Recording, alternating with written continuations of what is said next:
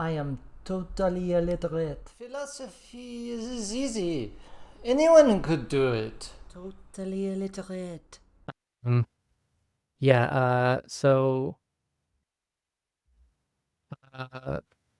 oh yeah, we're gonna be focusing on Plato definitely as a sort of prelude to Xi Jinping thought, uh and trying to emphasize connect as best we can. Yeah, without the that's true. So no, I really like what you shared there.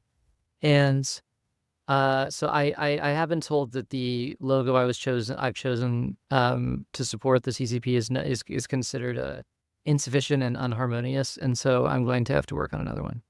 Um, but it's I mean it's great to think about what would Xi Jinping think about the Pharmacon, Plato, uh, and that'll be definitely, even when we're not talking about that explicitly, that'll be in the background for sure.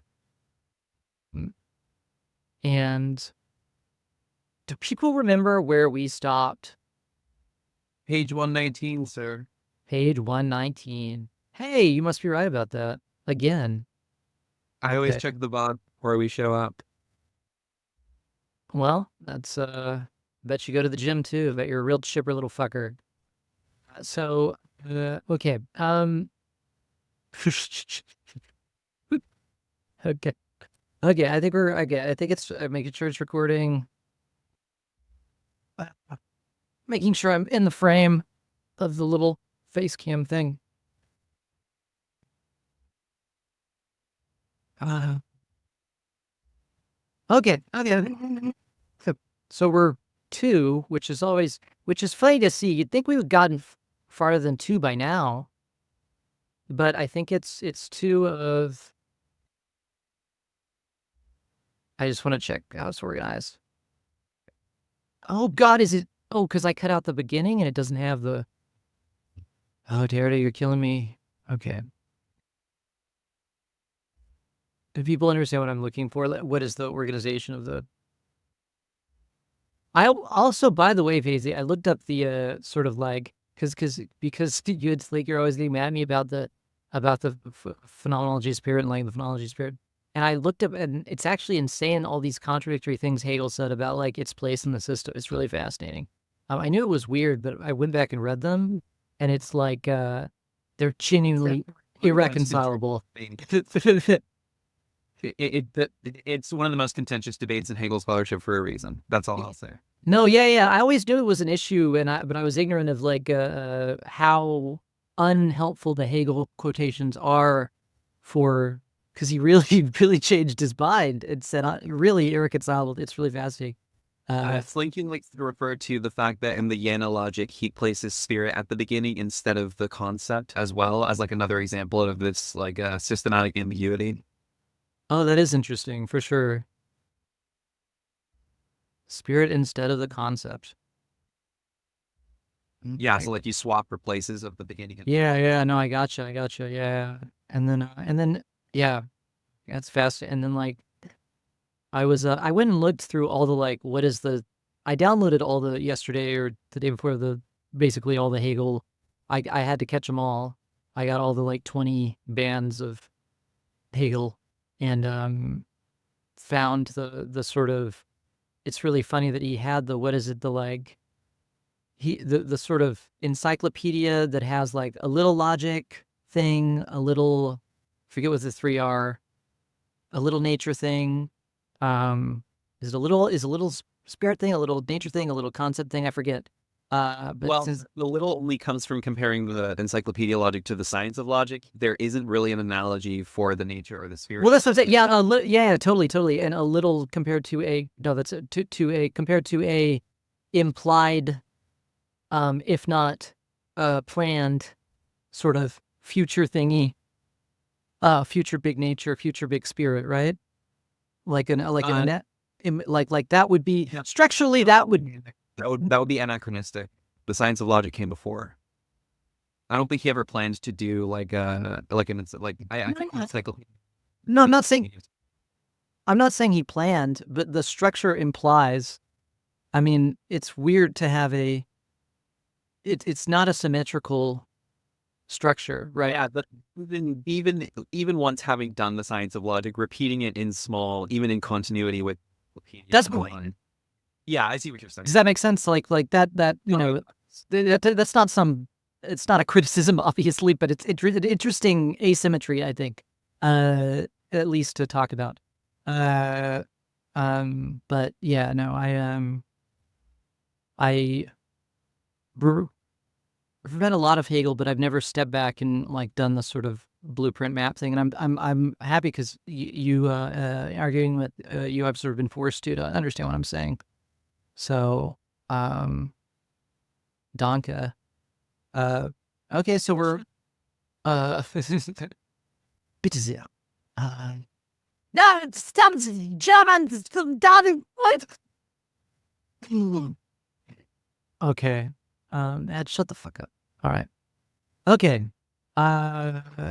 So this too, I think we're like it's too macro of the whole essay, but we'll just rush in. You can't preface philosophy. I don't know if you ever heard that. All right. Would somebody mind who just thank you. The use Socrates makes of the pharmakon does not have as its goal the guaranteeing of the pharmakeus' power. The technique of infiltration or paralysis can even eventually be turned against its user, although one must always, in the symptomatological.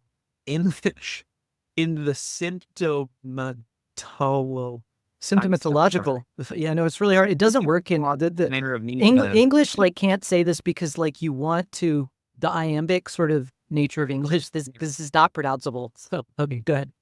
In the symptomatological manner of Nietzsche, be careful to diagnose the economy, the investment and deferred benefit behind the sign of pure renunciation or the bidding of disinterested sacrifice. The nakedness of the pharmakon, the blunt, bare voice, silos logos, carries with it a certain mastery in the dialogue, on the condition that Socrates overtly renounce its benefits. Knowledge as power, passion, pleasure. On the condition, in a word, that he consent to die. The death of the body, at least, that is the price that must be paid for aletheia and the episteme, which are also powers. The fear of death is what gives all witchcraft. No, go ahead. Sorry, go ahead. The fear of death is what gives all witchcraft, all occult medicine a hold. The pharmakeus is banking on that fear. Hence, the Socratic pharmacy, in working to free us from it, corresponds to an operation of exorcism, in a form that could be envisaged and conducted from the side and viewpoint of God. After wondering whether some god had given men a drug to induce fear, phobopharmakon, the Athenian of the laws dismisses the idea. Let's repeat the point we were making to the legislator. Agreed that there is probably no such thing as a drug to produce fear, either by gift or human contrivance. I leave quacks out of account. They're beyond the pale. But is there a drink that will produce a lack of fear, aphobias, and stimulate overconfidence about the wrong thing at the wrong moment? What do we say to this? Okay. Maybe we stop here if that's okay. I'm waiting for you. Oh yeah. Well, okay. A few things to just. I think it's good sometimes with Dare to, especially if we're 2 weeks off, to fill in some of the reference and like, Jeff Bennington would always say like, let's climb, like how I said like education's like a monkey climbing up a greasy pole, and you slide down a little bit and you climb up, you slide down. We should do some greasy pole. I was like so obscene. It sounds so obscene what I just said. We should do it. We should do this. Okay. And scene. All right. We should greasy pole up a little bit here. And just establish the reference a little bit. So when you're saying Socrates' use of the pharmakon, the tenor of this is the literal reference to drinking the hemlock, not as even though we just also, but less immediately here. Pharmakon of truth, philosophy, pedagogy. This is the Socratic sort of zoopharmakon, or zoopharmacological nature. Zoopharmacological signature nature. The word nature is in city trait. I didn't know that. Wow, cool. Okay, of Socrates. So he has like a certain, here there's like a very immediate, just, we're talking about Socrates drinking the hemlock. The desire, the aim, so it's like, because we've already decided, remember, like, all we've got are pharmacons. So we're asking, we're thinking about, how do we characterize, what is the difference with Platonic pharmaca? What is the difference with, because truth and philosophy are not going to be just any pharmaca, right? These are going to be specific kinds of drugs in Plato's pharmacy. And so we're trying to hone in on and to understand the Socratic signature.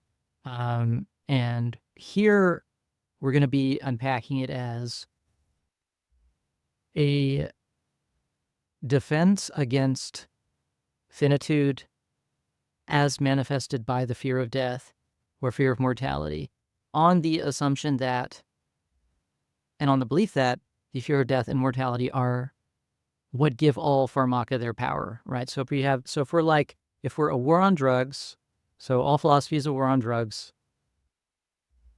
Derrida says at one point, I think in like an article on like Reagan war on drugs or something, made my friend Luke really mad. He was like, why is he defending Reagan with deconstruction? I wasn't really defending him, but the basic irreducible universal character of the war on drugs is at play here. And so if the war on drugs needs to work, and how does it work? Immortality of the soul, diffusing the fear of death. We'll get into, we'll be able to fill in more as we get into it, like why are pharmaca, why is their super strength come from like the fear of death? So that's the immediate referent is the hemlock, and it's not the only referent, of course. All of philosophy stands, the hemlock is all of philosophy. Okay, hemlock is an example, an unsurpassable example for all of philosophy. So, which are also powers, This is what I just said.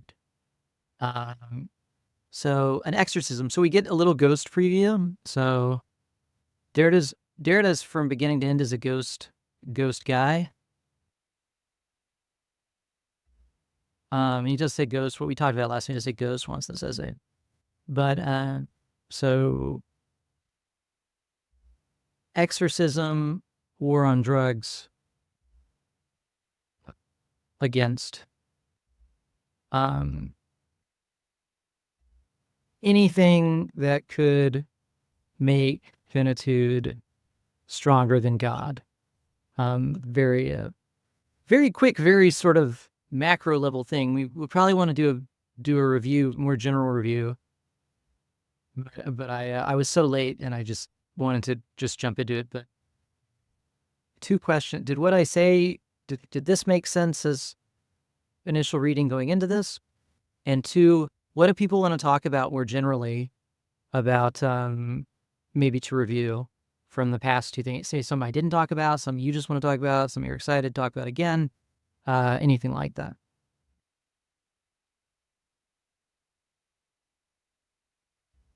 Sorry, I make my questions too long. Yeah, go ahead. You're good. I was just waiting to see, because it's just me and Ricky here, so I wanted to see what Ricky was saying.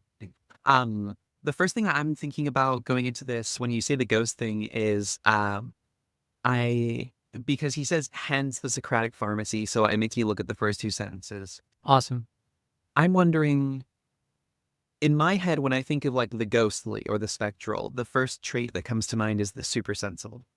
And I wonder how the supersensible would figure into Derrida's figure of the ghost or of spirit. Insofar as we say that the fear of death is what gives all witchcraft, all occult medicine a whole. Because in a way, we're signaling there at what we think constitutes the occult habitable. And one way you could phrase it is, well, it's simply the outside of reason. I guess the supersensible would just be a way of saying the outside of sensibility. So maybe that's a way of asking about the relation between reason and sensibility in Derrida. Okay, so I think it's a brilliant question, and I have a lot to say about it. So I think you are right, and Derrida agrees wholeheartedly with this super sensible character of the ghost or the specter. And he, in order to unpack it and to understand it, close reads the sort of what I think everybody agrees is either the best or the second best with the thing in Marx, which is the description of the birth of the commodity when the table like gets up and dances at the beginning of Capital. And Marx is like, you think that the commodity seems like a simple thing. Actually, it's a very complex thing. Actually, it's quite a cult. Actually, it's quite a ghost dance. That's how commodities are. And he uses this basically, Marx says, sensuously nonsensible. And Derrida makes a big deal about this for the character of the commodity. So this is like, you could imagine like this corresponds to the part of your question when you say like was the occult just the outside of reason? And in the same ways, like, is the commodity just the outside of the economy? Is it just the outside of use value? Is exchange just the outside? And this phrase, this sensuously nonsensible, is what Derrida hones in on in Marx. It's a phrase Marx uses in order to show a constitutive internality of the occult, the outside, the ghost, to the most solid thing. Because if you remember the description of the table dancing and the commodity being born, one of the underpinning sort of rhetorical things Marx is referring to is a table's so simple. It's wood, it's hula, it's hard, it's substantial, right? But you don't when the table goes onto the commodity, goes on the market, it starts being emptied out. It starts becoming a ghostly thing. And so back all the way to what coming back around, we start with this question of sensuality. You feel yourself not feeling it is the Derridian sort of is the sensual, sensuous, senso experience of the ghost. So whereas like phenomenology would say you can't, this is impossible. This is by definition not possible for phenomenology, right? Any phenomenology for Derrida you cannot feel something you're not feeling that is not present to consciousness. That's not present to intuition. You cannot do that. There's the phantom limbs example, which is unthinkable for phenomenology, but there are bajillion, billion, million examples of this. So all the way finally to occult and occult medicine sort of stuff, I think we'll be able to link it. I think it's really good that you introduce it early in this because the death of the body is so important. The question of the sensual is so important. What the status of that is, because come on, what's the big thing with drugs? They feel great.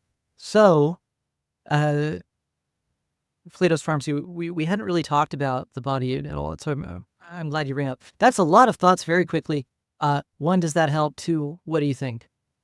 Yeah, I think it super helps. In terms of a couple quick rapid fire associations that it confirmed for me. I really like that you bring up hula because the idea of the sensuous, non-sensuous, it very much recenters it in terms of like the quote unquote traditional ontological concerns of the canon. Simultaneously in terms of German idealism, where we have like you have opposite stuff in general going on. But also in terms of Aristotelianism, where the idea is that the critique of the forms is that they are to be regarded as immanent to the matter which participates in that. And so like the kind of implied hulomorphism, or like a new evolution of hulomorphism is very interesting in that sense. And the other rapid fire association I have is with my enduring concern, I think, with metaphysics and like modern or like post-structuralist stuff is what Zizek Lacan is saying about, the walking structures. And Zizek will also point to concrete universals, and Hegel as doing this. And you're saying, of course, that Derrida points to Marx the commodity form is doing this. So old walking structures like the walking table, or the dancing table. Yeah. So I'm ignorant of the Lacan reference and the Jesus. So if you could just help me there. You know, Lacan has this quote, if I recall correctly. He's talking about. I might be butchering it, but No, it's totally fine. Drink. It's just to help me get my bearings. Doesn't have to be. There's something about he says something about the idea of regarding structures a la structuralism as being like existing walking things. And you know, a lot of this is in the context of the analysis of the '68 revolution or protests, and giving a structuralist analysis as a. But the idea is that like material reality is like walking structures or sensuous structures. So is Lacan responding to like it's so funny how snooty he is about like student protesters. I could never imagine being such an ass. But he's responding to them saying you guys think structures walk and you're crazy for that, or is it structures do walk, or what is his? Do you? I think I'm getting lost in a network of references here because No, me too. Sorry. I think I'm conflating a couple different Lacanian references. I was thinking about the what you aspire to as revolution is a new mastered thing earlier, but all I mean with the walking It's not structures unrelated. thing, the idea of overcoming the distinction between the sensible and the nonsensible with like the what you said, the sensuously nonsensible. The walking structure just denotes that like the abstract reality treated by the structuralists is something which actually inheres in that adheres in the most concrete. Yeah. So okay, great. All right. I think that makes sense. That makes sense to me. And okay, so we can keep going, and I will I'll read the next one. So just Riki, I'm checking the chat to see when you chat sometimes. I don't want to miss anything. But if I miss something, feel free to like ping me or just like call the security guard at my apartment. He'll come knock on my door. He'll come knock on my. He's done it before. Okay. One time I started screaming when I read Shelley badly, and they called the police on me and said you were screaming obscenities. I was like, yeah, well, I was reading this poem and I read it wrong, and I was really upset. They're like, okay, dude. All right. It is the child in us that is afraid. The charlatans will all disappear when the little boy within us, is the little boy in us, no longer fears death as he fears Mormolekon, a scarecrow set up to frighten children, a boogeyman. And incantations must be redoubled daily in order to free the child from this fantasy. Sabus, probably even in us there is a little boy who has these childish terrors. Try to persuade him not to be afraid of death as though it were a bogey. What you should do, said Socrates, is to say a magic spell over him every day until you have charmed his fears away. But Socrates, said Simmias, where shall we find a magician who understands these spells now that you are leaving us? Oh, that's so cool. In the Credo, too, Socrates refuses to give in to the people who conjure up fresh hordes of bogies to terrify our childish minds by subjecting us to chains and executions and confiscations of our property. The counterspell, the exorcism, the antidote is dialectics. So that's more precise formulation than what I was saying with like it's philosophy, it's truth, it's knowledge. Those did exist, they're said, but in terms of method, in terms of what do you do, Socratic dialectics. In answer to Savus, Socrates recommends seeking not only a magician, but also the surest incantation, training in dialectics. Seek for it among all peoples far and wide, sparing neither pains nor money, for there's no better way of spending your money. And you must seek among yourselves too, for you will not find others better suited for the task. Phaedo. To seek among yourselves by mutual questioning and self-examination. To seek to know oneself through the detour of the language of the other. Such is the undertaking presented by Socrates, who recalls the Delphic inscription, to Delphi Grammatos. Derek always likes to remember, hey, it says writing right there. To Alcibiades, as the antidote, alexipharmakon, the counter potion. What a cool word. Counter potion. Oh. You learn so many cool words reading Derek from this packet. Then we'll read this part, and then we can step back, I think. In the text of the laws, which we left off quoting earlier, and the necessity of the letter has been firmly laid down, the introjection or internalization of the grammata into the judge's soul. It's like you Kirby the words, right? You like and you like that's how the judge becomes the judge. And that's the antidote to bad pharmaca, including like sophistry. Let us pick up the thread of the text again. He that would show himself a righteously equal judge must keep these matters before his eyes. I assume that's like righteously, like fairly adjudicating, like righteously equal. So like righteously just judge, something like this. Must keep these matters before his eyes. He must procure books on the subject and must make them his study. There is in truth no study whatsoever so potent as this of law, if the law be what it should be to make a better man of his student, else would be for nothing. These translate, it's like Shakespearean. Else would be for nothing that the law which so stirs our worship and wonder bears a name so cognate with that of understanding. Oh, so cool. Furthermore, consider all other discourse, poesy with its eulogies and its satires, or utterances in prose, whether in literature or in the common converse of daily life, with their contentious disagreements and their too often unmeaning admissions. Ooh. That's just a formulation that I can't track the literal meaning of. Yeah, I get it in the context, but I wanted to look at it. The one certain touchstone of all is the writings of the legislator. Tatu nomatetu grammata.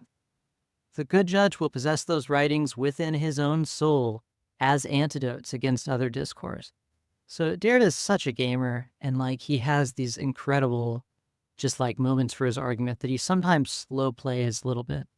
So, and then when he's arguing with people, because they don't have this in front of them, they're like, oh, Derrida just wants to say that pharmacon's so important in Greek philosophy, or like Derrida wants to say ghosts are so important in Marx or whatever. And he will have these like decisive, insane quotations that are the basis of his claim that he, because he's got a lot to talk about, just doesn't he buries the lead a lot rhetorically for essential reasons, I'm sure, but still worth noting for folks that think he's kind of printing selfies on the text. Pharmacon's a big deal in Greek philosophy, Greek thought, even prior to Derrida. Same with ghosts and Marx. And thus will be the stage preserver as well as his own. So it's also, this is necessary to preserve the state too. So he's got to write the counterpotion on his soul in order to protect the state and justice. He will secure in the good the retention and the increase of their rectitude, if you know what I mean, and in the evil, or those of them whose vicious principles admit remedy, will promote, so far as he can, conversion from folly, from profligacy, from cowardice, in a word, from all forms of wrong. So this is quite a status for Pharmakon, even as Alexei Pharmakon. As for those who are fatally attached to such principles, if our judges and their superiors prescribe death as a cure for a soul in that state, they will, as has been more than once said already, deserve the praise of the community for their conduct. So it ends in the death penalty. That's pretty fascinating. Okay, just slow down for a second. Just like we've got a few things here, right, to just take stock of. Okay, the method or practice of Socratic exorcism, Socratic war on drugs, is Socratic dialectic. Okay, what can we say? What's the form of Socratic dialectic? It is to know oneself, to know oneself by way of the language of the other. So this is like, as everybody knows, the Socratic dialogues really are dialogues not worthy of what we might take that name to be, right? It's like, yes, Socrates, that's right, Socrates, you must be right, Socrates, right? That's there's very few moments where a profound narcissistic centrality of Socrates is threatened or interrupted in the dialogue. So those are some of the most interesting moments, but Socratic dialogue is a way for Socrates to know himself as practice, right? And that is essential to the general practice of Socratic dialectic. In this is explicitly thought as counter-pharmakon, so a anti-pharmakon. And it has to be written on your soul if you're going to be a good judge.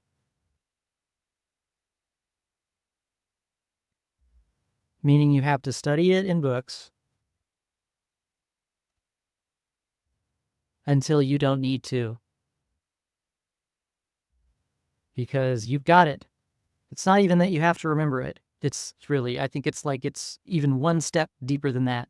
It has to be written on your soul.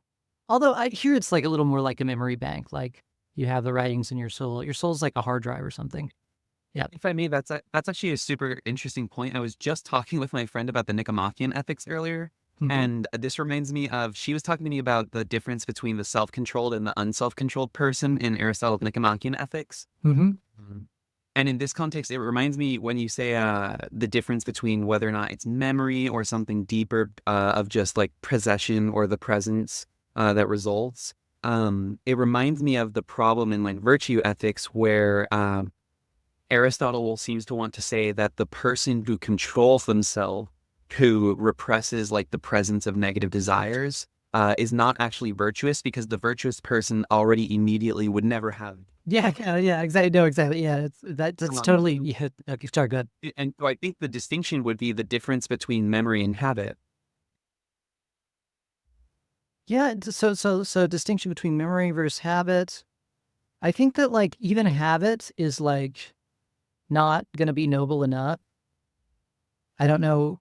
Maybe they say things about habit or a different place. Maybe there are positive moments about habit. But my initial the initial computer reaction of my brain is like, habit still is like, so habit would be in this context automatic repression of the mal, or the non-good, and that structurally seems to call for, to me, getting to a place where you don't even have, like, wouldn't then the Aristotelian discourse or any similar virtue discourse dream at that point, if we've gone this far, wouldn't we want to get to a point where we don't remember where there's no, you don't even need to repress it automatically. You don't need to repress it consciously. You don't need to repress it unconsciously. Wouldn't we want to get to that? I'm really thinking out loud. I'm sounding more certain than I am. I don't know. No, I think you're right. I think you're right, because the conclusion of that conversation thread with my friend was that the conclusion was, and perhaps we'll find this useful because I was kind of using what we talk about here in that conversation. Her conclusion was, she posed that the self-controlled person is the virtuous person failing to be virtuous, and the unself-controlled person is the vicious person failing to be vicious. And I pointed out that her definition of the unself-controlled person as vicious failing to be vicious calls to mind the fact that the moral exemplar is an unattainable position. Like, it's ambiguous whether or not Aristotle thinks such a person has ever existed. And yet, when we think of the vicious person as unself-controlled or impulsive, this is also our description of habit as automatic. In the case of the virtuous person. Or in the case of the fact that they don't have that they don't control it. Yeah, no, totally. That's a great point. So impulse and habit are both involuntary in the moment of their action, right? That's how they work. It would, if it wasn't involuntary, it wouldn't be a habit. It would just be you like doing the right thing, right? Choose to be like, okay, I'm going to do that. And so what I pointed out in her definition, which you wrote down there, is that there's a weird asymmetry where if we're comparing the self-controlled or the non-self-controlled as candidates for virtue, the self-controlled person definitively fails to be virtuous, but failing to be vicious, at least logically, suggests succeeding to be virtuous. Failing to be In I other words, think I'm following you. Yes. the form of impulse is like immediately the same content as what the virtuous person possesses. Vicious failing to be vicious is, in a way, like double negation succeeding to be virtuous. I see. Okay. Yeah. So if you're a bad guy and you're really bad at being a bad guy, like so if you're, or is it like, so vicious here would be conscious, willed bad, and if you're bad at getting what you want, doing what you want, and you want bad, you end up good, even better. Is that sort of line you're taking? Or I think obliquely, because I think that the way that the vicious fails to be vicious ends up virtuous is still not virtuous. I think it's still asymptotic. Definitely, for sure. In the Aristotelian framework. But the sense in which we end up good is the sense that like the immediate like the process by which that behavior is produced is identical to that of the virtuous person. And so I just mean that there's like an asymmetry in how these two different definitions function, where one of them actually seems to produce one of the immediate components of the virtuous person, whereas the other does not. The self-controlled person does not. So the self-controlled person doesn't even get the structural homology with the virtuous person, is what you're saying. Because it presupposes the direction of like self-consciousness. Yeah. Yeah. So the just originary, or just the, I'm just say, I guess, original diremption, non-self identity with self and implied in self-control is a problem that the naive villain does not have. I mean, that's just me translating it into my language as best I can. I don't know much about virtue ethics, really. I do think the question of like whether Aristotle thinks we could ever be a virtuous person is like, I think all of this structure works even just as a imagined, as you said, asymptotic. For sure. Which idea. is where I'm working with. Yeah, that makes sense. Yeah. Okay, great. All right. Awesome. Okay, cool. I'm glad we're back in the game. I'm having a lot of fun. Okay. So, ooh, this is cool. All right. So, yeah. Do you want to read, or and feel free, Riki, to read or stop me or call the police? Yeah, I can read Okay, thanks. from Anamnesic. Anamnesic dialectics, as the repetition of the eidos, cannot be distinguished from self-knowledge and self-mastery. Those are the best forms of exorcism that can be applied against the terrors of the child faced with death and the quackery of the boogeyman. Philosophy consists of offering my mouth is jammed. No, it's okay. This is Consists of offering reassurance to children. That is, if one prefers of taking them out of childhood, of forgetting about the child, or, inversely, but by the same token, of speaking first and foremost for that little boy within us, of teaching him to speak, to dialogue, by displacing his fear or his desire.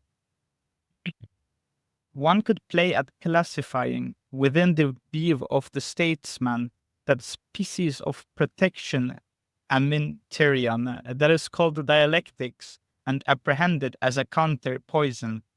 Among the things that can be called artificial, manufactured, or acquired, the stranger distinguishes those with the function of doing something tending toward poiegein,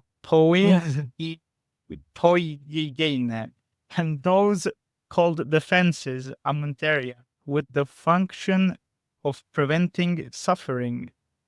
Among the latter, one can distinguish one antidotes, which can be either human or divine, and dialectics is from this perspective the very antidoteness of the antidote in general, before any possibility of dividing it up between the human and the divine.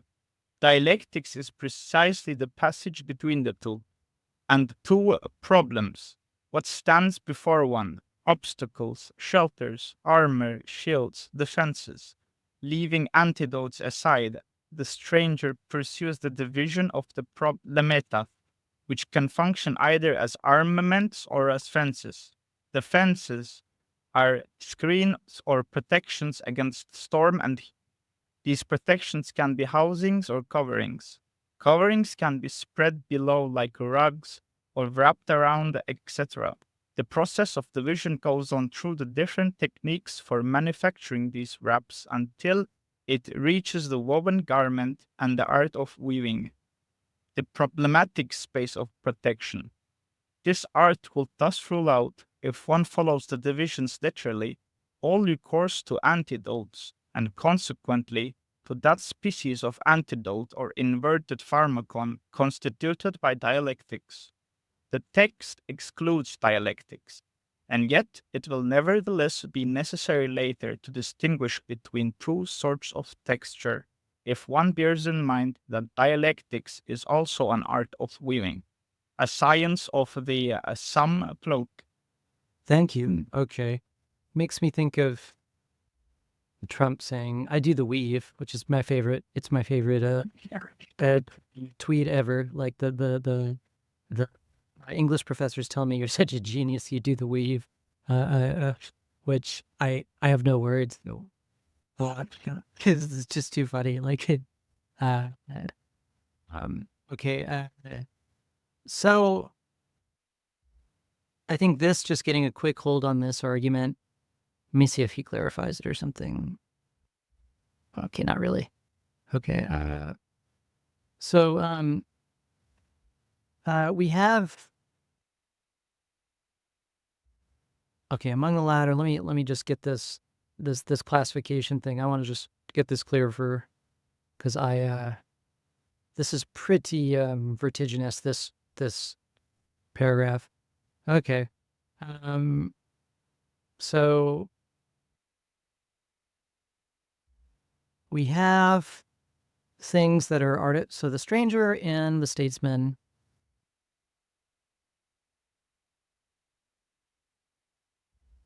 In the statesman, stranger is categorizing all artificial manufacture. I don't know the statesman. I'm deriving this from what we just read, so it could very well, from my interpretation of the phrases, so it could very well be wrong. So we have one, antidotes, and dialectics. It is the antidotiness of all antidotes in general.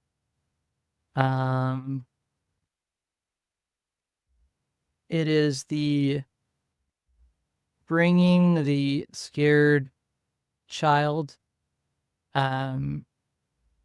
exemplary for finitude, but not reducible to finitude. These are exemplary for finitude and a being that would die, to maturity, courageous maturity, prior to any absolute division between human and divine, and that precisely because we're divinifying humans through dialectics by getting them to not take their finitude seriously or not worry too much. So figures for this would include Socrates taking the hemlock. Socrates, why don't you just be exiled? Why do you take the hemlock? Let them exile you. Socrates could have gotten off really easy, by the way. We talked a little bit about the trial. If you go back and read the trial, it's incredible how little Socrates was interested in living in his relation to the trial. And so it's certainly not endorsing Athens killing Socrates, but the context of the trial of any concession from Socrates on any level, even just agreeing to not be a huge asshole, would have resulted in him living, even at the very end. So even after the trial was concluded, he could have just gone with exile, if I remember correctly. So it is a sort of real suicide by death penalty, suicide by hemlock, suicide by death penalty. And this goes along with the very common refrain of philosophy as learning to die. Or, it is a philosophy as an informed death drive. So like philosophy as informed death drive. He would say like Lana Del Rey is an aesthetic death drive, or rediscovering natal death drive. We were born to die, right? Philosophy would be I just discovered Lana Del Rey. It's so funny just thinking about somebody. Anyway, okay. So that's all philosophy. Okay, then we have two. We have a. So he says one can distinguish. Oh, and this is both within defenses. So I forgot, I missed the categories. This is what I'm trying to be careful with this. Okay, so stranger set. So two categories. First, we'll drop to the side his poesis things or poine stuff that does something. Then defenses. So interior, right? Okay, so then this is all nested. All of this is nested under interior, right? Okay, and then we go to problems. And so this is a little etymological thing Derrida loves recalling, and I think it's cool too. But that problemata, also means shield, protection, defense in Greek, right? And so if we have a problematic, in English we say I'm looking at this problematic.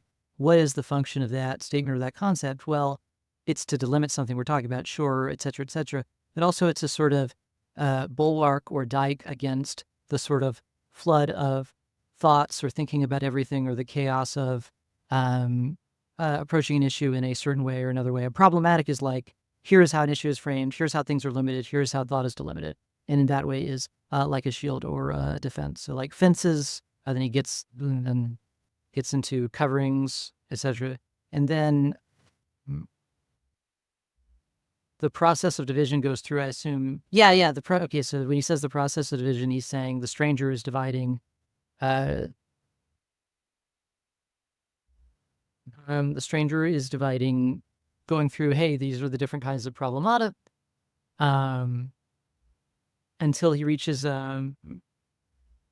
till we get to a doing thing, sort of, whereas previously we weren't, right? So we get back to, that's kind of interesting. Okay, so stranger is categorizing, dividing the problemata, until we get to the woven garment. So a woven garment is like, then would be like, it is a protection, a problematic space of protection, Derrida says here, which is, why is it any more problematic than the others? I'm not quite sure yet. But this art, and then Derrida wants to make a big point, and I do this a lot too, of it is literally implied as a consequence of this dividing that weaving and antidotes, including dialectics, are distinct. So like, gosh, what a sequence this was. I apologize. This feels like laborious.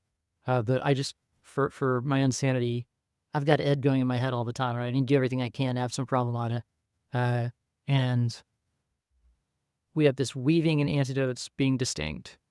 And when he says the text excludes dialectics, so we get a lot of meaning from that here. So the text excludes dialectics means literally weaving and dialectics are distinct as a consequence of the text, i.e., the statesman, the text we're talking about. And also, of course, the wider implication is a sort of textuality and dialectics have a difference in kinds to be specified, if possible, not possible, that we want to point to. And okay, I just talked for like 15 minutes about this just one passage. So I go out. yeah, please. A lot of pots. Okay, so I'm actually really glad that I made that little connection that made you bring up the specters of Marx, because when he's talking about the art of weaving here, I like in my first joining the reading group, I asked something about like the way in which the reading of Plato is used to simulate the reading of other things. And I remember thinking of like the Berkeley tragedy talking about Socrates in a way that recalls Kant. And I feel like it's impossible to like, I understand that dialectics is, of course, internal to the Platonic text, but in Derrida's context, his readers know not only that he's alluding, I feel, to Hegel, but also in this context to Marx. Like, I can't not think of the fact that we just brought up like the commodity and the importance of linen production. No, I say we got right back to Paisley, right? We got back to, or Paisley, a certain form of cloth production. But go ahead, sorry. Yeah, and so I'm trying to like think through, like you said, it's very obscure why he's saying the text excludes dialectics. I think the text it is referring to statesmen and like it making that statement, but of course, the texture production or like the textile production of weaving itself, I think what he means to say is that we begin by stating like a difference between the internal and the external. The human and the divine is a distinction internal to the human or the divine. And then problemata are defined as what stands before one. And in my note that I posted in chat, this immediately reminds me of the like German idealist definition of objectivity as Gegenständlich. And so I feel like what we're getting at here is that dialectics presumes from the get-go to like do something internally. And yet it must in doing so imply a definition between internal and external. But when we apply this distinction internal to the concept of externality or problemata, what we get is the art of weaving. But what would the art of weaving be? What makes it the problematic space of protection? I think the fact that it is distinguished as just the production of something which stands before one. So in this context, it would be the very production of objectivity itself. And so when he says at the very end that it will nevertheless be necessary later to distinguish between these two sorts of texture, if one bears in mind that dialectics is also an art of weaving, I think that what he's saying, it reminds me of the ways that we talk about the reactivation of Hegel or like a materialist reading of post-Hegelianism. If the antidote is the inherently internal and the problemata is the inherently external sense, then what we get is that the concept of dividing between internal and external implies an asymmetry in favor of externality, where externality turns out to be the unconditioned. If you're following that. I am following it. Give me a second to process. So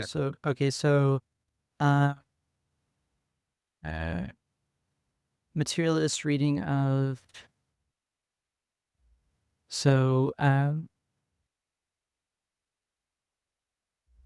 dividing, so like if we have antidotes, you put antidotes on the side of internality or Internality. okay, yeah. Internality.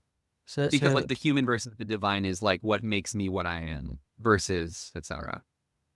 I think we can go even sort of deeper than that of like in a sense of like we don't have the passage between opposites or the passage between human and divine as a where the antidote functions without them being co-implicated or co-internal. Maybe I think that like you need a traversable border or Yeah, antidote. I think in this context, what makes me what I am would just be like that would be the production of human as human, which Yeah, like, yes. Yeah. it would be subsequent to the passage between them. Yeah. Yeah. So then and it's like we need a and then it's like problemata need to be less traversable, maybe dreaming of non-traversable uh, borders, boundaries, fences, dikes. These are things that New Orleans has never had. It's never had problemata. But it would then get to. So a few things. I just make sure I remember everything you said. So we had just linked to Mars, Renin production, commodity. These weren't just random detours we were taken on.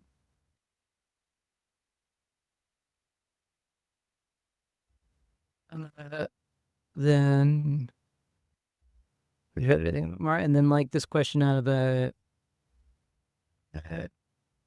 Hegel must be implied in the text excludes dialectics, and this is a context where the French, it's worth thinking a little bit about. I assume, I can't wait to be wrong and just be embarrassed, but I assume the French is something like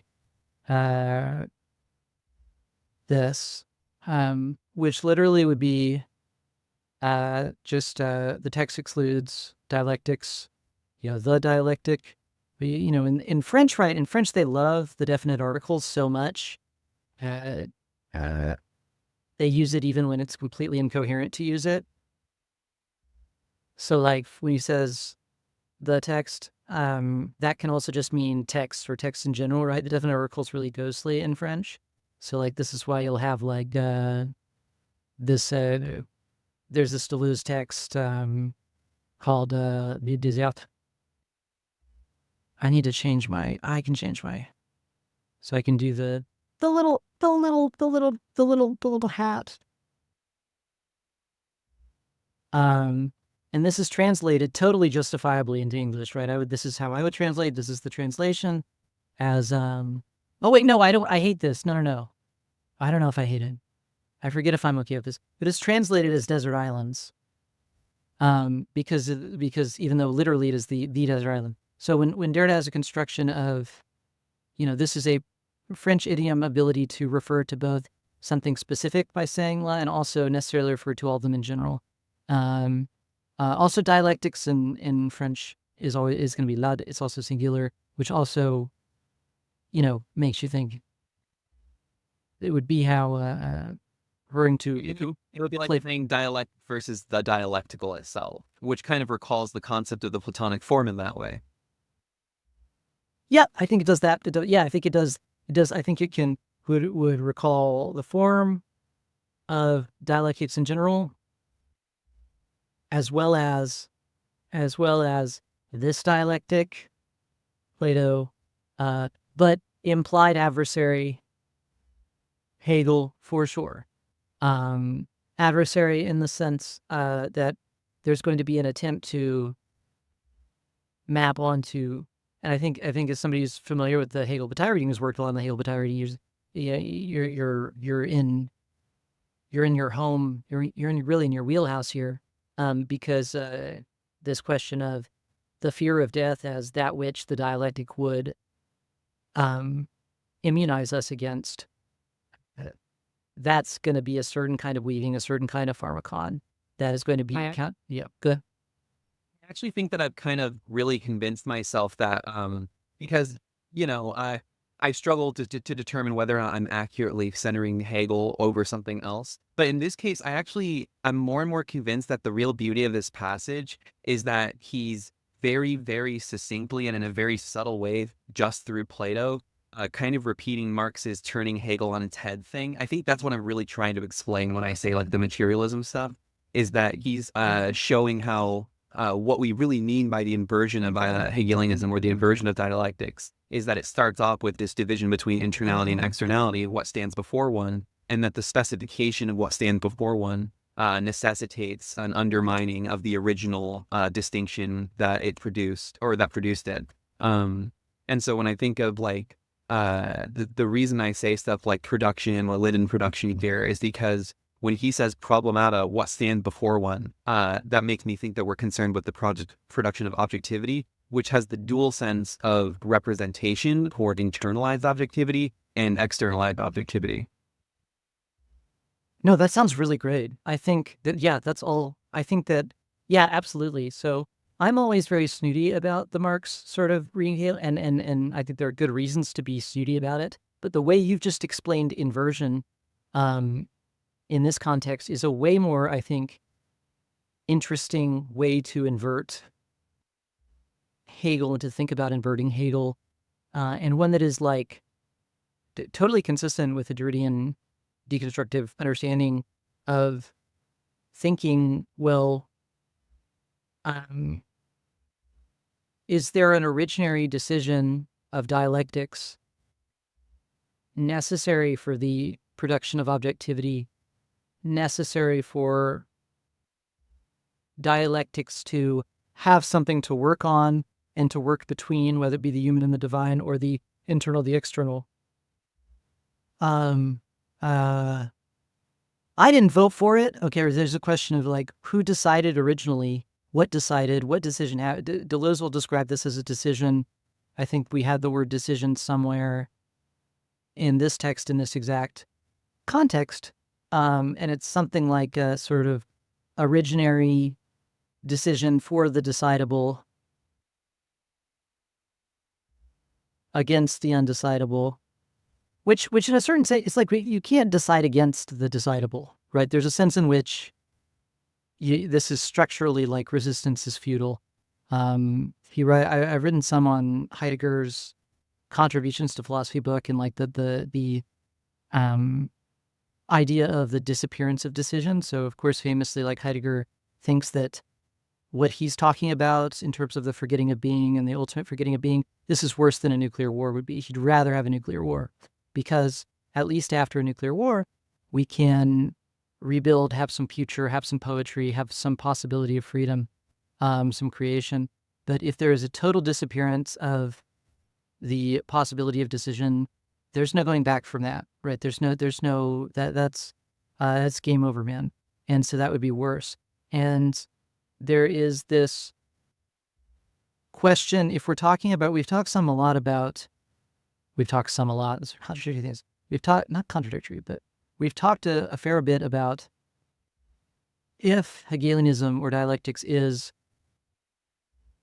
the enemy or the most obvious enemy of deconstruction, that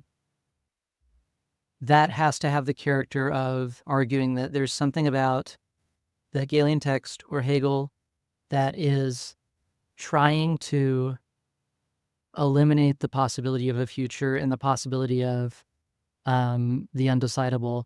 And even as Hegelianism needs the undecidable to, of course, and that Hegelianism is not just that. Hegel's signature is certainly not reducible to some Borg or Hitlery sort of view on decision, etc. But there's sort of, I really like this idea of inverting Hegelianism, you say, to get back to or to foreground or to trace the structure of this decision, or that isn't even a decision in a certain way, that it's not like Hegel woke up one morning or anybody woke up one morning and was like, I'm going to divide between the internal and the external, or I'm going to divide between identity and difference, or I'm going to divide between objectivity, both in representation and within the soul. Nobody woke up and say, all right, I'm choosing fences over non-fences or anything like that. The word decision feels appropriate, I think, because it feels like something else could have been or could be or will be able to be possible. And so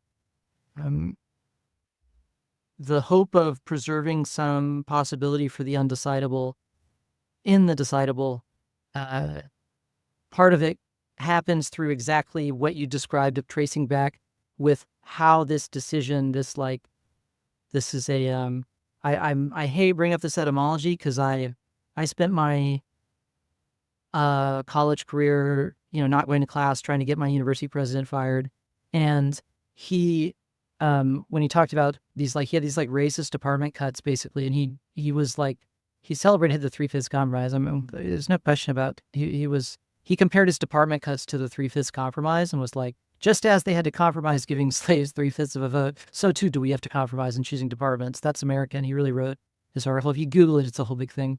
But he brought up, justifying that, the etymology of, and he even said in Scheide, or I think I said in Scheide, and he was like, he knew German, and he was like, yeah, in Scheide. He was like, decision before I could even finish. He was like, filtered it.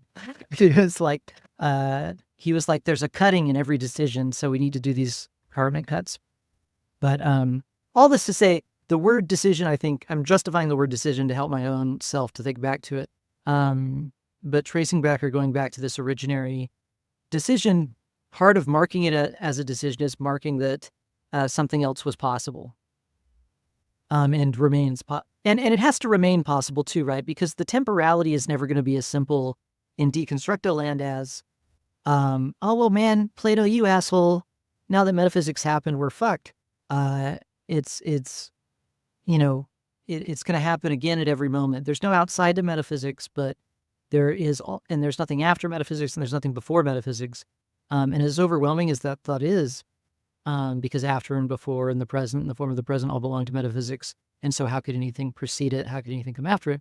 As sort of feeling, as disempowering as that can feel, the metaphysics also, as a result of its fractal structure, as a result of its very complex topology, is also, in a certain way, very fragile and very, at every moment, to be reconfirmed, right? And so at any moment it could be not reconfirmed, etc. So that's a textually, we are 30 minutes away from being done, so we have perhaps not, but man, we've covered some ground. I feel like I'm really happy with, but and we'll keep going, obviously, but yeah. Any response or thoughts, Ricky, or oh, but I'm glad you like the passage, Paisley. I really love it too. I had to stop because I was like, this looks so complex, and I just didn't really know what it was saying when we first read it. But now I feel quite confident. Yeah. On the possibility and decision stuff, the only clarification or addition I would add is that in the thing that I like about this and why I think the Marx connection is important is that it's showing how the production of the appearance of an outside of dialectic is immanent to dialectics. That's how I would phrase it. So not only is it just that I read him here in relation to Plato as echoing Marx in relation to Hegel, in that the exact structure of deducing the outside of the Platonic text is, I feel like he's implicitly making some statement about that's what materialism was supposed to mean in Marx. You know what I mean? That it actually was deduced or shown imminently from the structure of dialectics. Because if you just truncate the middle of the sentence where he's going into the rugs and the storm and the heat, we start with antidotes versus what stands before one. So antidotes must be what stands within one. Dialectics is what stands within one. And then we just have to specify what stands before one. And then what stands before one ends up specifying something that excludes its ground. I follow that. I think that's brilliant. I think that's excellent. And I totally follow what you said. And I think it's an incredible reading of, very recappy. So yeah. No, but it's very recappy, but it's also genuinely, I think that's incredible. I think I have a very weak and sort of irrelevant hesitation in this context in terms of relating Derrida to Marx in any intentional way at this level, not because I don't think exactly what you're saying is true. I just think the Derrida writing Plato's Pharmacy maybe would not sign it. I think maybe he would be wrong to not sign it.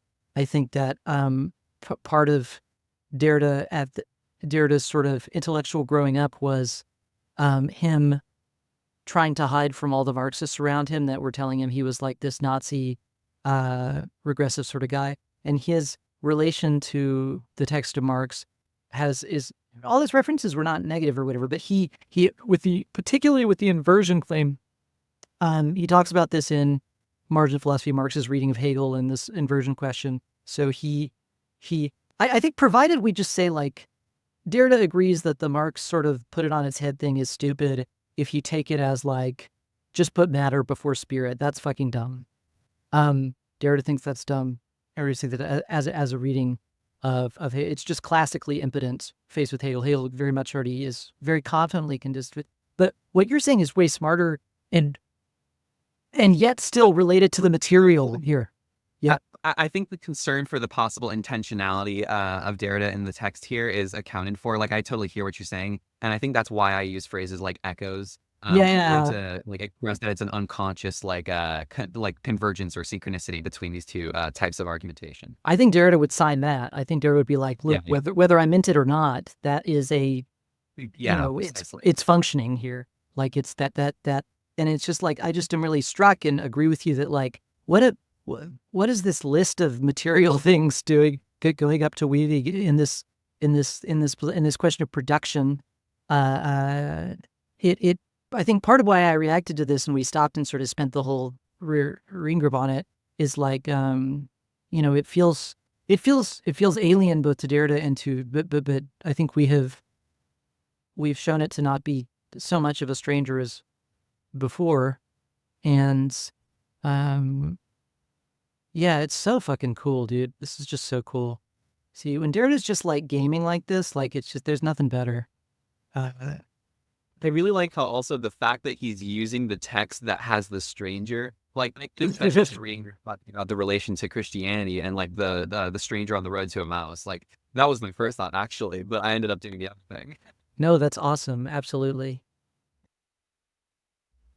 Yeah, thinking about just the whole birth of Christianity, what Christianity is, would all be here in such a crazy way.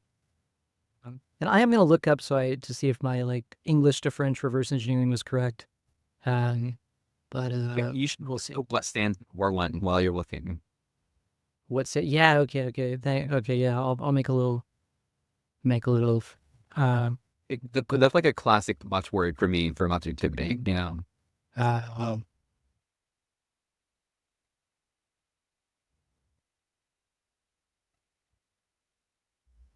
Yeah. Okay. Are we finally ready to go on from this beautiful love of this? Any final thoughts about it? Well, I'm sure we'll talk about it again. So let's keep going. Let's get maybe make a little more. I'm in here. I'm in it for the love of the game. I love that we did this. So this is great. Yeah. So we'll keep going a little bit. And no, I just want to go back. It's so cool. Okay. Oh, and then he says inversion. Then he says inversion and dialectical inversion of the pharmacon. And then okay. He does it again. Yeah, I've always said, I don't agree with what everyone's always saying about you. I think you're okay. Well, you notice that when we stopped the conversation before, the next time we picked up the text, it immediately starts talking about self-knowledge and self-mastery. I don't think anyone will believe you if you say that. I think you're gonna be in a straitjacket saying that. ChatGPT will be like, that's something I thought of and you're imagining. Okay, I'll read the next part. The dialectical inversion of the pharmacon, or of the dangerous supplement. It's just like an allusion to the Rousseau writing is called A Dangerous Supplement by Rousseau. So, makes death both acceptable and null. Because it's not death, right? It doesn't really matter. Death to death. Acceptable because it is annulled, in making us welcome death, the immortality of the soul, which acts like an antibody. I don't know if I've talked about my antibodies, but they're perfect. I never get sick. Dissipates its terrifying fantasy. The inverted pharmacon, which scatters all the hobgoblins. Dude, so many ed is none other than the origin of the episteme, the opening to truth as the possibility of repetition, and the submission of that greed for life. I have two minds in. It gets us to like virtue too. We were just talking to law, the good, the father, the king, the chief, the capital, the son, all of which are invisible. It is the laws themselves that, in the Credo, urge one not to cling so greedily to life at the price of violating the most stringent laws. What indeed does Socrates say when Sabis and Simmias ask him to provide them with a magician?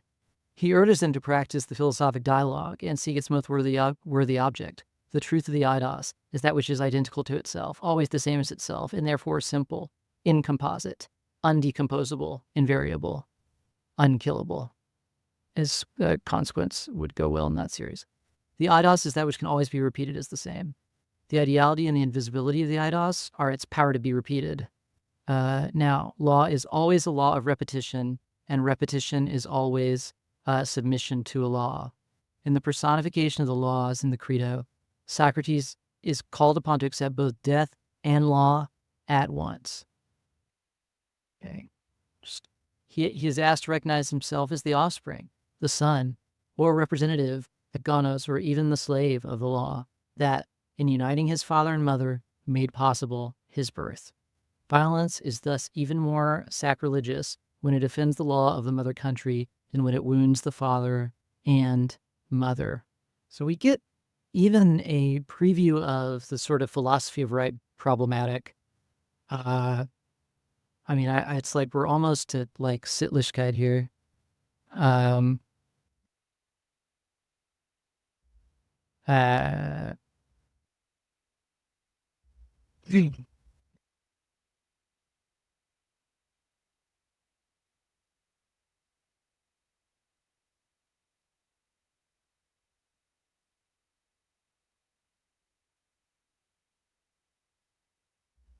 This is why, say the laws, Socrates must die in conformity with the law and within the confines of the city. Socrates, who was almost always reluctant to go outside. Well, the only time Socrates goes outside, right, is in the Phaedrus with the writing thing. So it's near and dear to dear. Okay. I've been dreaming lately of being Hamlet, so I'm going to be... Oh, this isn't Socrates. Well, I'll just be whoever this is. I can play any role. Are you so wise as to have forgotten that compared with your mother and father and all the rest of your ancestors, your country is something far more precious, more venerable, more sacred, and held in greater honor both among gods and among all reasonable men? Violence is a sin even against your country, Socrates. We have substantial evidence that you are satisfied with us and with the state, Polus. You would have not been so exceptionally reluctant to cross the borders of your country, Polus, if you had not been exceptionally attached to it. You have neither left the city to attend a festival or for any other purpose except on some military expedition. Socrates famously was like a soldier. You have never traveled abroad as other people do, and you have never felt the impulse to acquaint yourself with another country or constitution. You've been content with us and with our city. You've definitely chosen us and undertaken to observe us in all your activities as a citizen. What a great, this is like such a great response to someone trying to break up with you. Okay. I'll do two more and then we can try to cohere. The Socratic word does not wander, stays at home, is closely watched, within a autochthony, within the city, within the law, under the surveillance of its mother tongue. This will take on its full significance further on, when writing will be described as errancy as such, mute vulnerability to all aggression. In nothing does writing reside.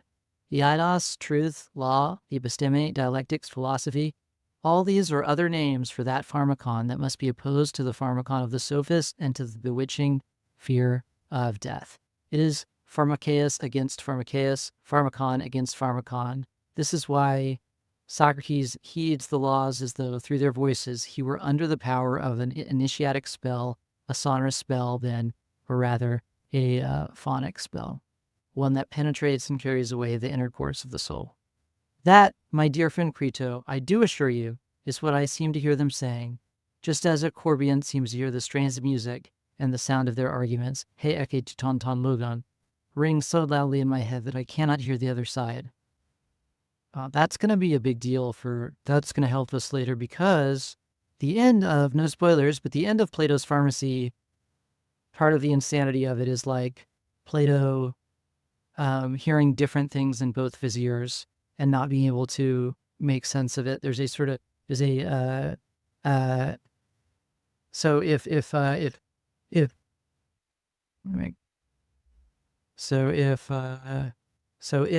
metaphysics is the absolute wanting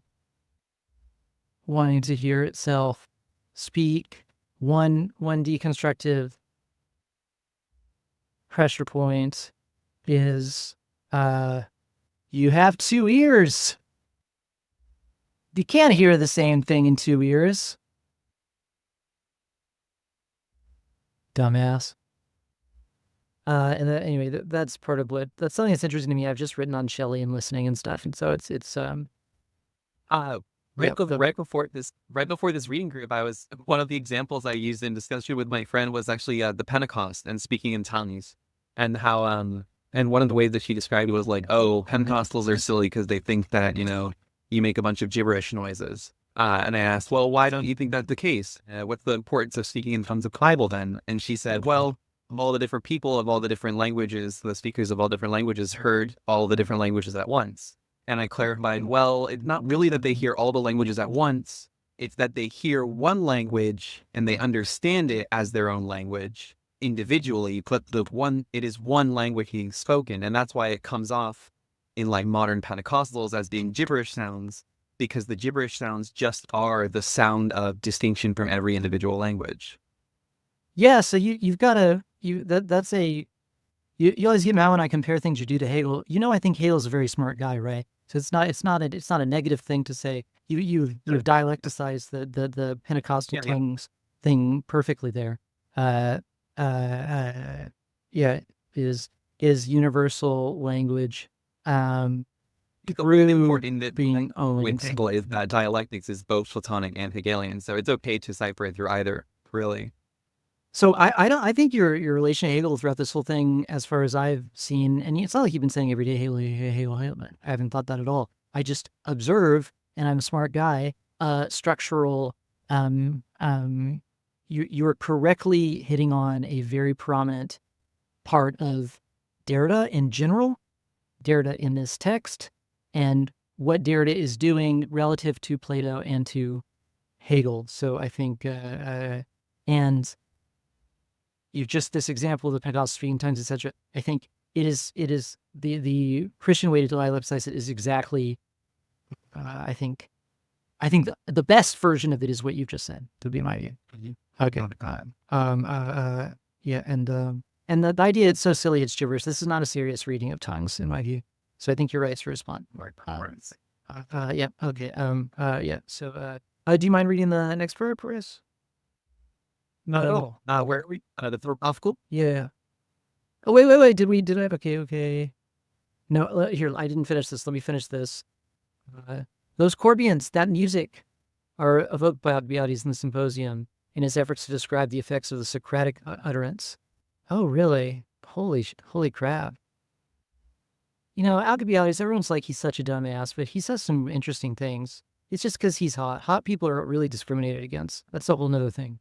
In his efforts to describe the effects of the Socratic utterance, the moment I hear him speak, I'm smitten with a kind of sacred rage worse than any Corbiant, and my heart jumps to my mouth.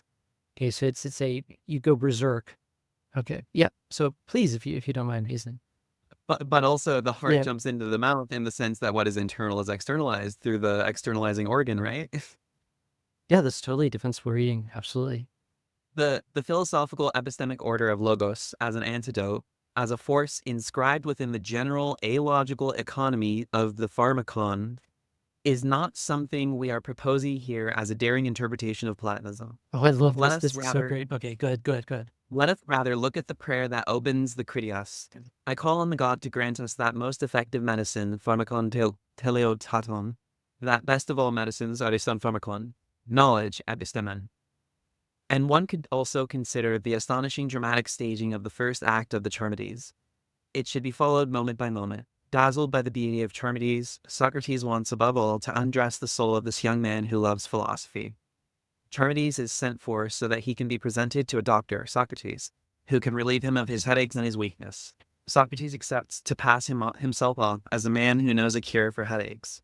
There then ensues a cloak scene similar to the one in the Phaedrus involving a certain pharmacon.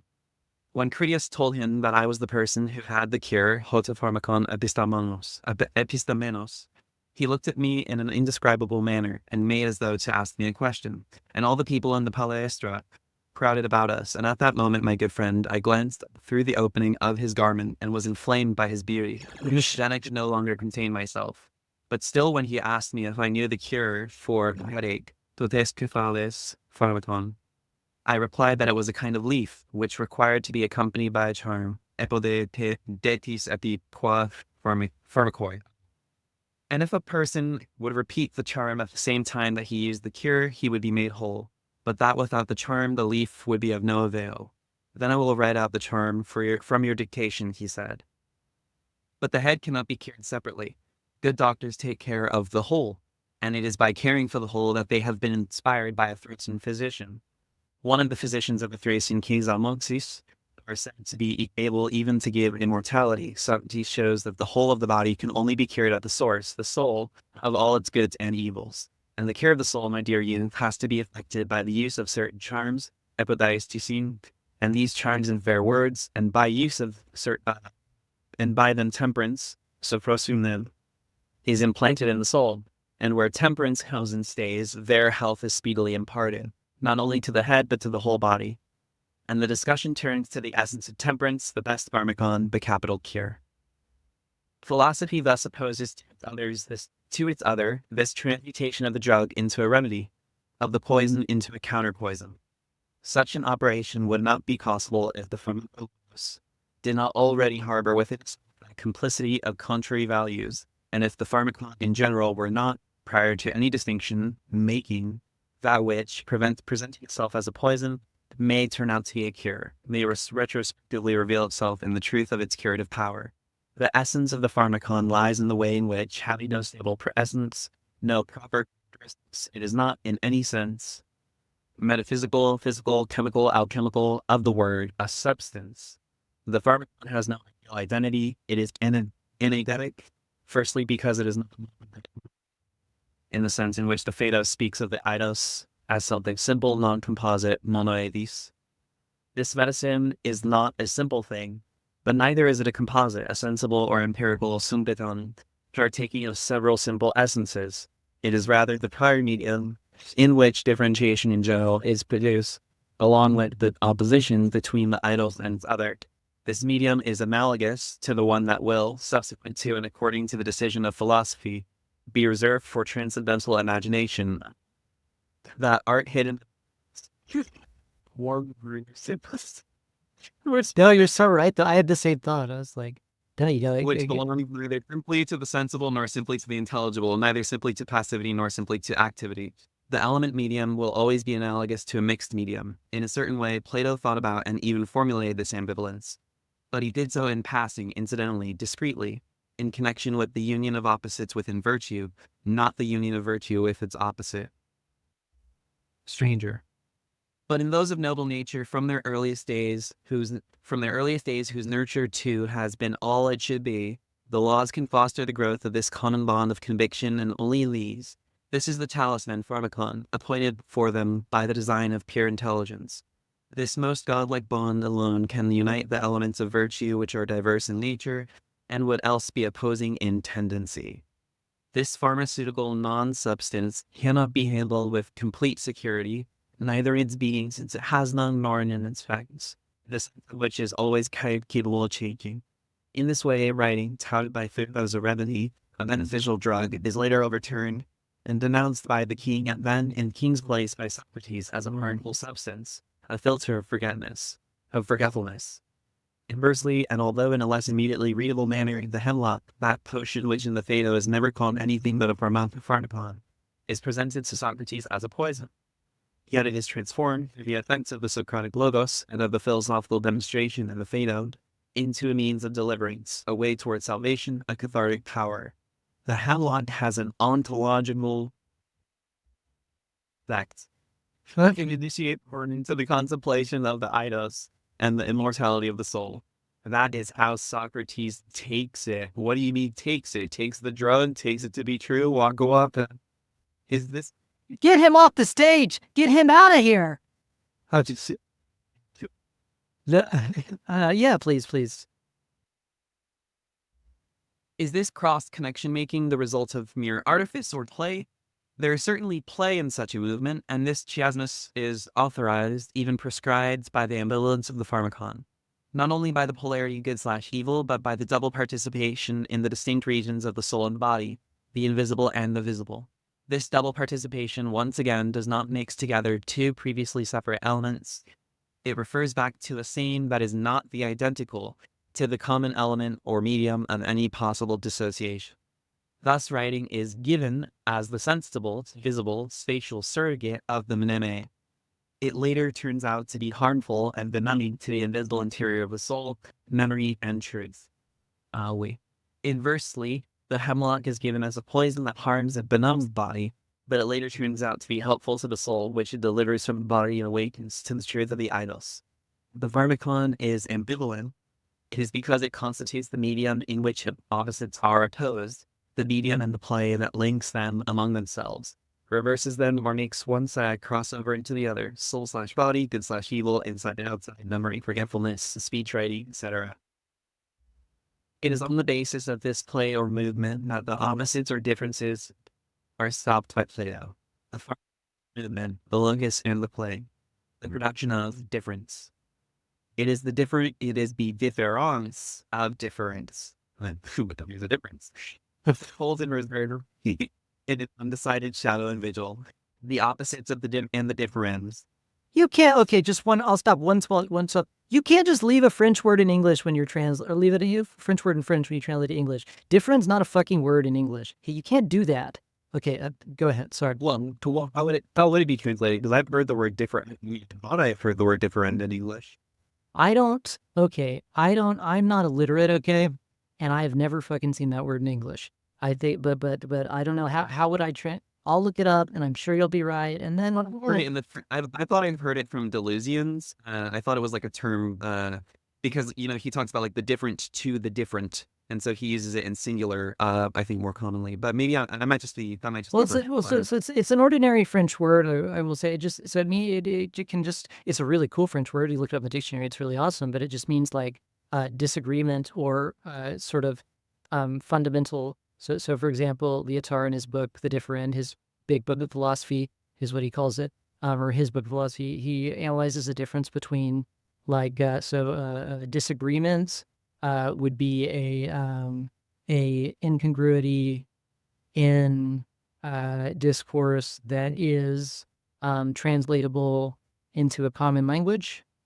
So there is a possible remedy or harmonization or consensus, and then a differend is like not that, like can't be translated without the possibility. Yeah.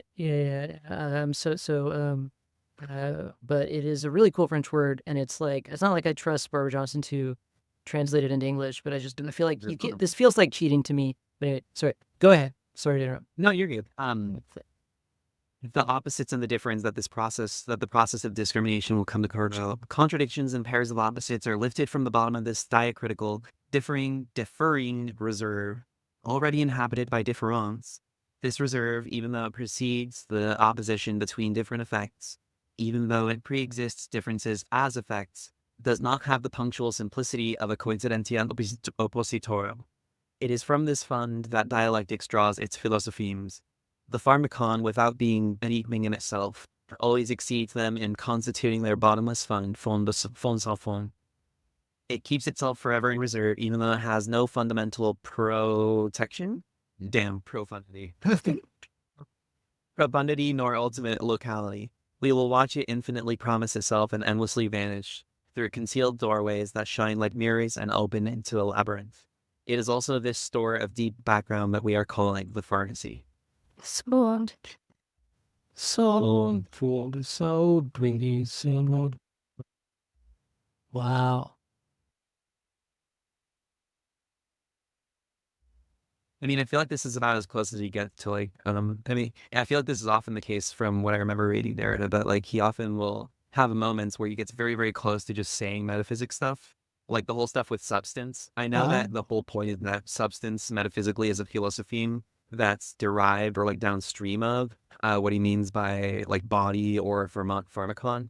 Sure. But he still is like making the point that it's non-substantial, right? And it does recall the ontological dimension.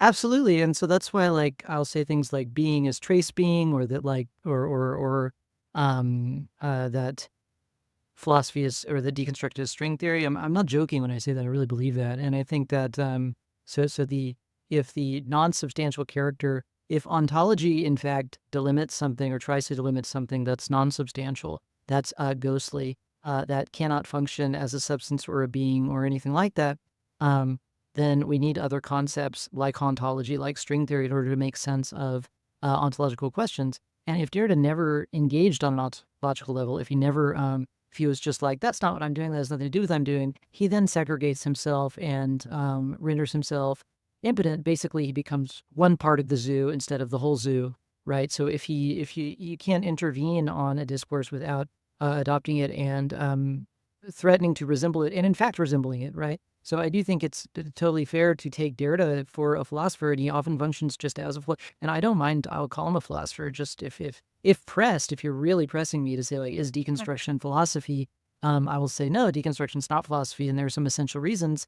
But, there's no perfect name, and often it is a fine name to just call it philosophy. The other thing I would say is that in each of these sort of seemingly traditional, seemingly ontological claims, even when you locate Derrida operating in a perfectly philosophical, formal ontological register, this strategy of paleonymy, of like using old names, first of all, he's going to say there's no alternative to using old names. But second of all, old names often are more disseminated than they would like to be. So this movie, that I haven't seen this movie, but called The Substance or whatever, but it's like from what I can tell of just the plot or what surrounds it, it is a substance as a substance, not as a stable or comforting thing, but as like an uber drug, a mystical uber occult drug. And at another point in this essay, he's like, though I think we went, it was earlier, Derrida's going to say, oh, a pharmacon is not a substance, despite all the mystical and occult characters sort of latent in that word substance, right? So philosophy, when it thinks substance, decides substance as non-occult substance, right? This movie Substance sort of would be not about substance at all, according to philosophy, right? But I think that in terms of the substance, what's being laid out here is precisely that even being able to trace what substance is implies the necessary correlative of the non-substantial. I think that to draw the analogy with what Derrida is or isn't saying, it would be more proper to say that, or correct me if I'm wrong based on your understanding, but it seems like he's more saying that with respect to the substantial, the pharmacon is not substantial. But technically, to be consistent, he would not be able to say that it is a non-substance either. I think that's why I appreciate, I made a comment in chat, Derrida's Deleuze for humanities majors and vice versa. But I appreciate his difference here over difference in Deleuze, because the disadvantage of saying difference is the ground of difference in identity is that you're using the same word for the for the identity and the repetition of it. And so it doesn't make clear the distinction between difference as produced and difference as producing. So that's I think that is correct, and I think it is a cool, we have to, in examining, because here we're examining like transcendental, quasi-transcendental ground of all philosophy, all positing, as you said, all positing of an object, among many other things, thinking of material, etc. And so when he says it's non-substantial, or basically what we're talking about is like, what is the asymmetry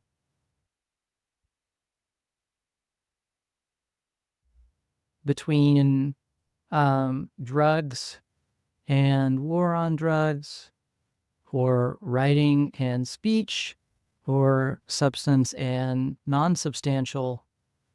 Because he said it in the passage that you just read. They're the same. It's the same. The element of them is the same.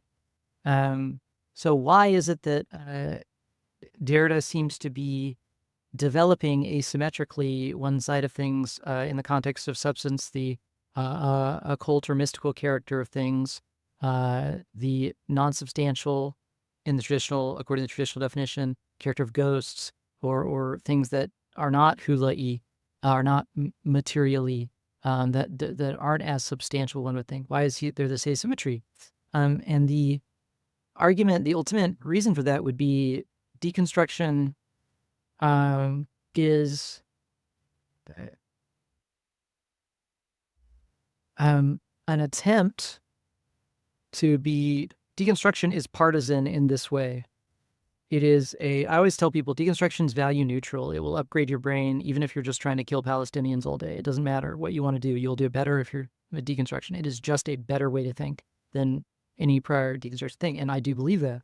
But the partisan side, the reason it's not value neutral, in the sense one often takes it, value neutral is taken to mean it's okay with whatever happens. It doesn't have an injunction. It's an attempt to be hospitable to the to what was or will be or must be lost in originary coincidence of opposites and decision for the possibility of decision and metaphysics. So by making trouble for metaphysics and for the metaphysical side of metaphysics, right? Because even someone like Hegel, right? Like you just, Derrida is very emphatic about like, Hegel's got a lot of crazy stuff going on. So does Plato. So does like, it's not as if like, even though Hegel is portrayed by Derrida as the sort of favorite son and completion of metaphysics, Plato as the father of metaphysics, and the sort of Plato to Hegel as a closed, right? He's very emphatic. Metaphysics is closed. There's nothing can happen to metaphysics anymore. This history is closed. Hegel's text, Hegel's signature, Plato's text, Plato's signature are incredibly complex, wild drug trips at so many different moments, and part of reading them and understanding them is understanding, yes, on the one hand, there is a Hegel that signed absolute knowledge as the end of the future to be displaced, right? On the other hand, there is a Hegel who is starting to go insane near the end of his life and stops writing new stuff, just plays cards all day and runs his courses, right? That's in the Bataille essay. There's a reference to this sort of, there's a, so in a word like substance, which seems, there's no bad words in Derrida, right? There's any word can be, all words that operate and function through a play of differences and a relation of differences and can in any context be more or less strategic. So substance, by developing the sort of occult character or the non-substancy, so I agree non-substantial maybe is to determine it as an opposite, like you say, but maybe non-substancy, the sort of ed side of things of substance, that gives you game and resources and ammunition whenever confronted with a philosophy that insists on being completely substantial. And even a word like presence, right, is like presence there was a presence here, like presence is ghostly in so many different deployments of it. So, and, why do they, every moment is a gift. That's why they call it the present. Heidegger said that. So, if there is an asymmetry, and I think it's important to note the asymmetry, that's not a correction to what you said. It's just an addition to it. The what you say is totally true as well, that like this is a metaphysics, string theory is a metaphysics, deconstruction is, ontology is a certain metaphysics.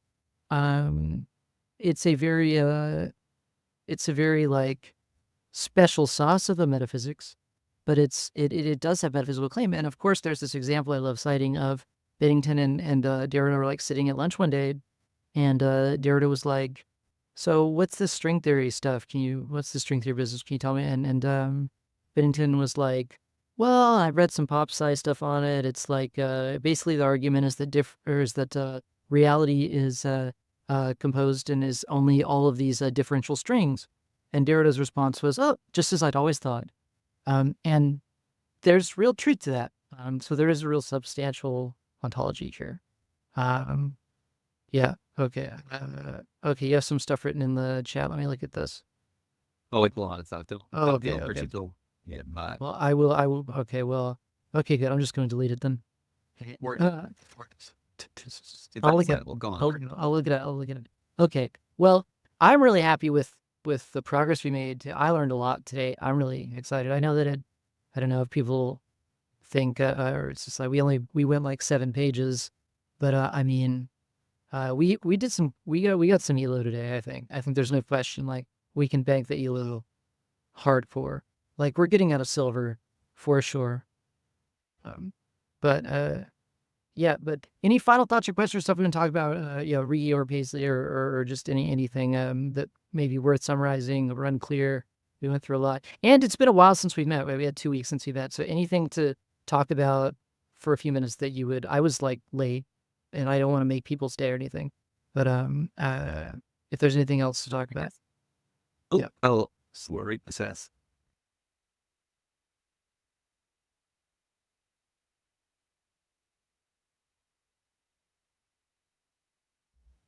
All right, word. Okay. All right, gamers. Okay, go basic.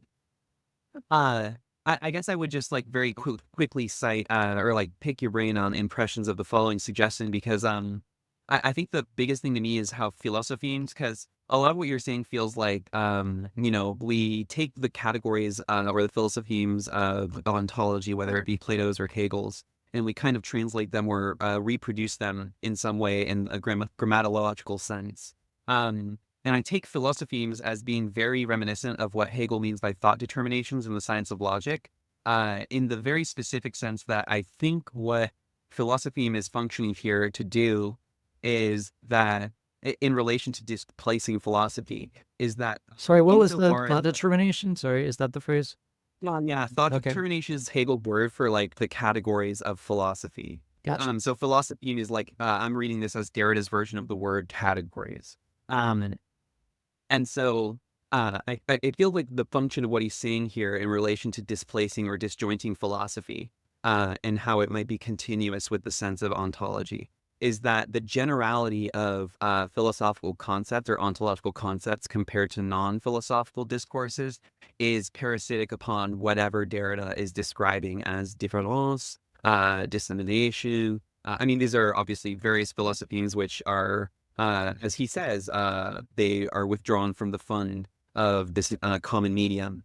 And so it's not that concepts like contradiction or opposition are totally false or non-functional. It's just that if we want to say that philosophical concepts do have a general relation to non-philosophical concepts, this is on the basis of a supposed decision to center it, and that therefore, like, the alchemical or the physical equivalent of, say, contradiction is equally feasible at any given time as serving as the general substitute, right?